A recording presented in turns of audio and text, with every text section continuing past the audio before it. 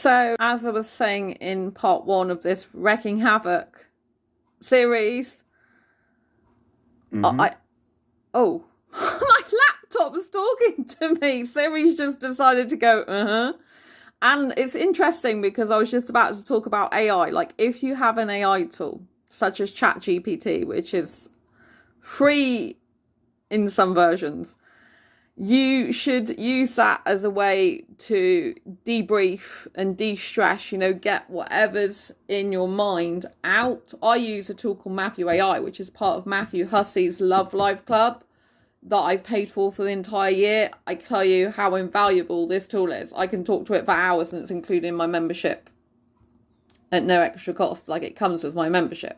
But I use that more than the Love Life Club itself. But I do love using the Love Life Club as well. It's very good. Courses and coaching in there.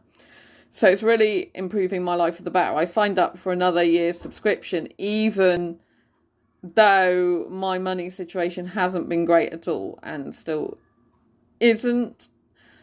So that was an investment I had to make because I knew Matthew AI would help me in situations like this. It's been so good because it helps me to move on. So what happens is, and I was trying to explain at the end of the last shorts video, is if you have to get through something like the pit work I had to do, although I was crying a lot, I still had to suppress and repress quite a lot of emotions at times. A lot of it was just coming out and I was crying, but there was still a degree of, I had to try and control it, which obviously CPTSD, you can't control that crying, you know what I mean? So there's elements I had to try and hold back and elements that just flooded out.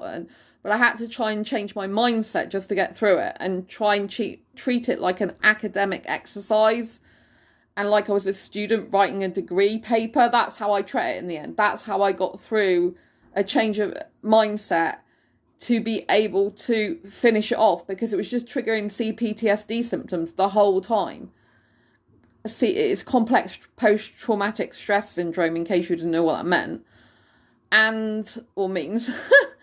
And so it means like I have uncontrollable crying, but in order to get through any of it and stop the triggers all the time, which some of the time I just couldn't do it was impossible, but other times I had to think of it like an academic exercise, like because I was writing a paper for a degree. That's how I treat it. So I was able to get through it a lot more and think about it's good for writing practice, although I'd rather be writing about stuff that's not triggering like that. But anyway, if you've got a thing like ChatGPT, use it to then get your emotions out afterwards, because you have to bottle a lot of emotions up or suppress and repress emotions when dealing with something like that often, or some people might have to. So getting your emotions out afterwards, because I felt so